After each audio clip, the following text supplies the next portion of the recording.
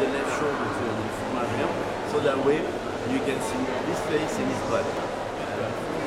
And you get all the new players, Milo on there, the details of the countryside. With Da Vinci, the moment you have a landscape behind the Mona Lisa, it will be more like a foggy background with the face of Mona Lisa appearing out of that foggy background with some light on the face. As I said, Raphael is more detailed. Now, some people told you, will tell you that we steal the Mona Lisa from Italy. It's not true. We steal this Napoleon here with Napoleon Bonaparte, but not the Mona Lisa. Because remember what I told you downstairs, is that a lot of Italian artists will leave their country and set up in France to build some residences for the nobles, the king, and Da Vinci did the same. He left Italy, he stayed 3 years in France, he died in France, he's buried in France, and before he died, the French king Francis I could pick up the Mona Lisa in his private collection. Which is one of the largest paintings that we got here in the Louvre, which is the wedding at Cana, the first miracle of Christ, when it transformed the water into wine. But that miracle is taking place down below to the right. Most important for the painting was to show the large name, Jesus Christ, the Virgin Mary, and all the important people from the city of Venice, because they don't paint this painting. At the time also they don't advise the people that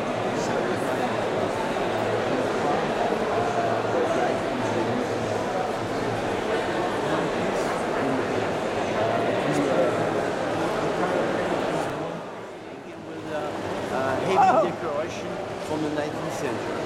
Because as I said, 200 years residence of our kings of France, and then 100 years to fix that museum. And a lot of the decoration of the new museum was done at the time of Napoleon Bonaparte, beginning of 19th century. That's why you see some eagles flying in the corner, the emblem of Napoleon Bonaparte. You got an SL on the side for the king's seal system again, kneeling there in front of Napoleon.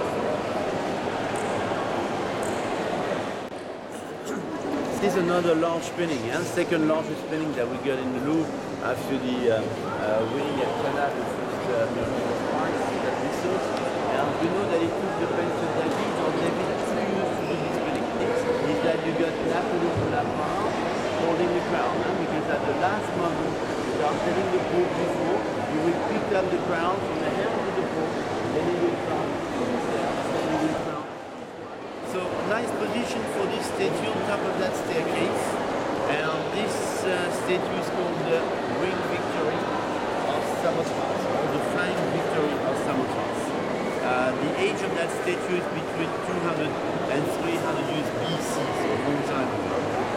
When they found the statue, it was found on a little island, which is part of Greece, named Samothrace. You notice that she's a beautiful lady, So as she is so pretty, we suppose that it was a goddess of beauty. So that's why we named this statue so the Venus. And the Milo, because they found this statue on a little island, which is part of Greece, called Melos or Milo. Right? So again, we don't know the position of those arms. Maybe the statue has one arm in front of her like this, with the other one in front holding a fruit, an apple, or maybe stood by another statue of God, Apollo. See the size of the head, which is pretty small compared to the rest of the body. A modern statue would be 1/5 of the body, the 1/7, very small. At that time, 200 years BC, they didn't know very much about the proportions. So we're gonna see some nice pieces of finishes. We have a large collection of pieces of finishes, and you will like them. And then the other side, excuse me, is the apartments of Napoleon III, which are really fantastic. And we wait, it's just an appetizer. You will see next. It's even better than that. So we have the chandeliers, crystal from Bohemia, Czechoslovakia. And the carpet, you can tell, was unused. Huh? It's brand new. Look at that. And that's a nice fabric from the Savonnerie. Savonnerie is making carpets. We have another section making tapestries that we call the Gobelin. And it's still there in Paris, making some pieces for the museum. But the manufacture started at the time of the 40s.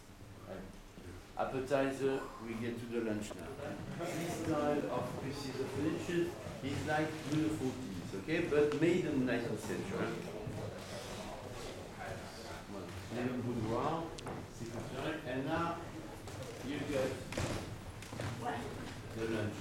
After the appetizer. The main course. You haven't been to Versailles? Yes, I know, yes. You were there. But you see, Versailles, it's not too many pieces of furniture, that's the problem. But this is after Versailles, because Versailles is 1666, 17th, 18th century. This is later. As I said, well, Napoleon III was sharp in this country. Chandelier is from the 18th century. Gold leaf decoration. Then you got some paintings of the king, and we have Henry IV here. Because the C we pronounce it. You like it? Just and the little chairs, I see they like, look at the seats. Now we play down the confidence. Confidence. So you can see two people together. And I have to look at each other. In the ears of the Pierre and Michael, they live down inside. Well, but it's cool.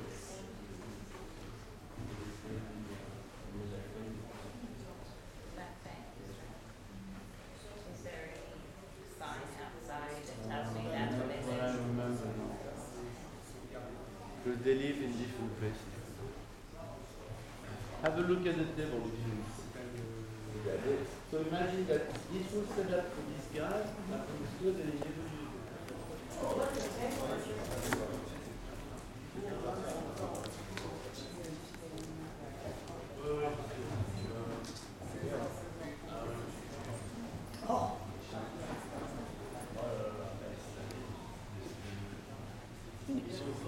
it. And never used. Imagine.